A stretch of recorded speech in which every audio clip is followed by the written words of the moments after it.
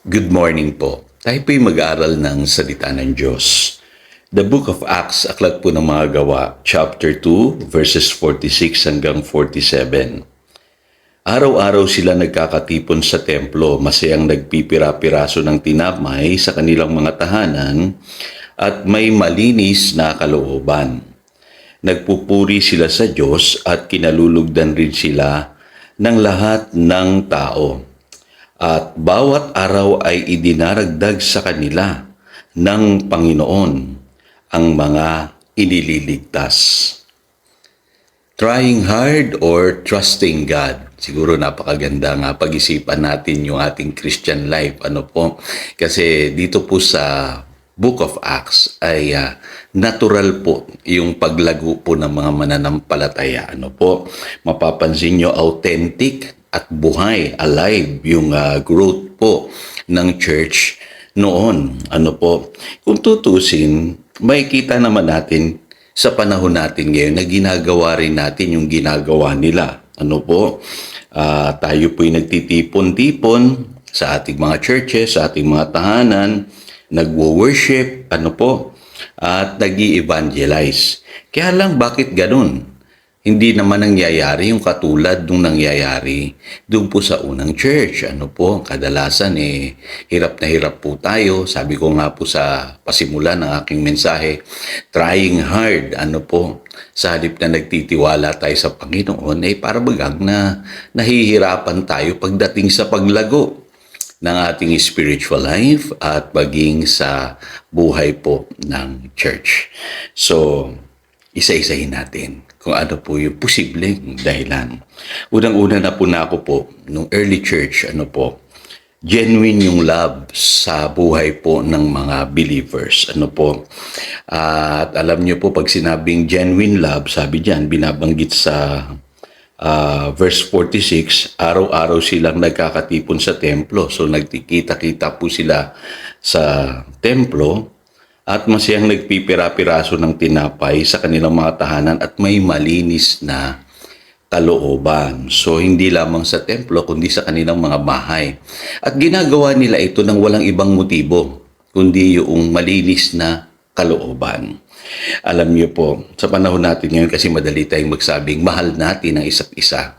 Pero alam niyo po ba, sabi sa 1 Peter chapter 4 verse 8, above all, love each other deeply because love covers multitude of sins. Dapat pala pagka nagmamahal tayo, malalim. Sabi dito, love each other deeply. Kasi nadarama po yan ng mga taong nakapaligid sa atin. Alam po nila kung panlabas lamang po yung ginagawa nating pagmamahal. O yung talagang sasabihin nating hypocrisy. Na minsan nagpapanggap tayo, kunyari mabait tayo sa isa't isa, kunyari nagtutulungan, or minsan sabihin na natin may kapalit yung ating mga itinutulong sa isa't isa.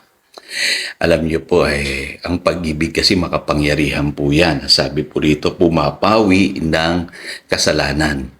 Ang pag-ibig lamang pong nagtatagumpay laban sa kasalanan. Kaya kung talagang ang church tunay na nagmamahalan, nagtutulungan, nagbibigayan, ng walang kapalit, kumbaga kung may nahihirapan, ay inaangat ng isa't isa, nagtutulungan, nagbabalikatan, mga tao talagang maa-attract po sa simbahan. Kaya pag-isipan natin ito. Yung sinasabi sa 1 Peter chapter 4 verse 8, tayo ba ay nagmamahal ng malalim sa isa't isa? Pangalawa, napansin ko rin po na posibleng ito ang dahilan. Sabi sa 2 Corinthians chapter 3 verse 18, and we who with unveiled faces all reflect the Lord's glory are being transformed into His likeness with ever-increasing glory, which comes from the Lord who is the Spirit. Ngayon pansinin niyo po, dito sa verse na ito, binabanggit na dapat nire-reflect po natin ang glory ng Lord. Ngayon, ang tao kasi hinahanap nila si Lord, di po ba? Pero ang tanong, nakikita po ba sa atin si Lord sa ating mga buhay? Kasi sabi diyan, all reflect the Lord's glory.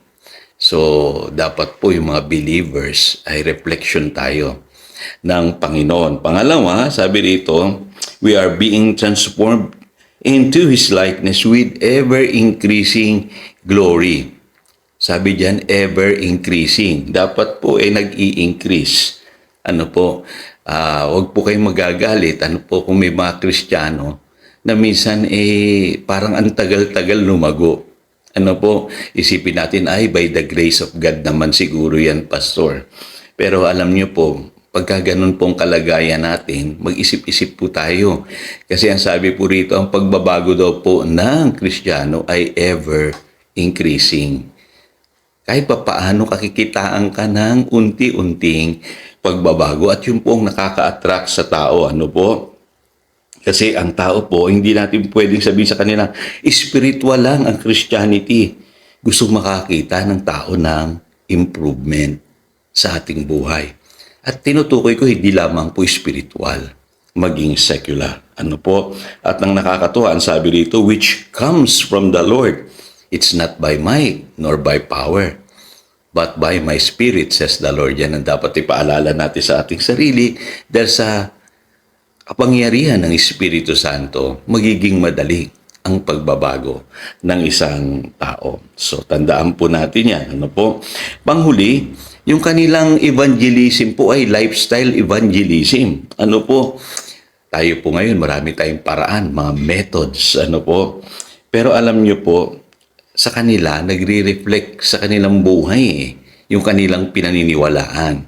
Kaya tanggapin natin yung paalala po ni Apostle Paul sa 1 Timothy chapter 4, verse 16. Watch your life and your doctrine closely. Persevere in them, because if you do, you will save both yourself and your hearers. Yun naman pala, no? Akala natin yung pinapakinggan ng lang tao, yung sermon natin. So, hindi pala pwedeng preach lang ng preach. Dapat nagsasalita rin yung ating buhay. Kaya alam niyo po, bantayan natin yung ating life and doctrine closely. Yun po ang sabi. Ano po? Kasi sabi diyan, kung magiging maayos po yung ating buhay at yung ating ipinapangaral, sabi dito, you will save both yourself and your hearers. Maliligtas. Hindi lang ikaw, kundi maging yung mga nagmamasid sa iyo at nakikinig sa iyo. So again, ito si Pastor Jojo, nagpapaalala upang daluyan tayo ng pagpapala, manatili tayo sa kanyang salita. Good morning.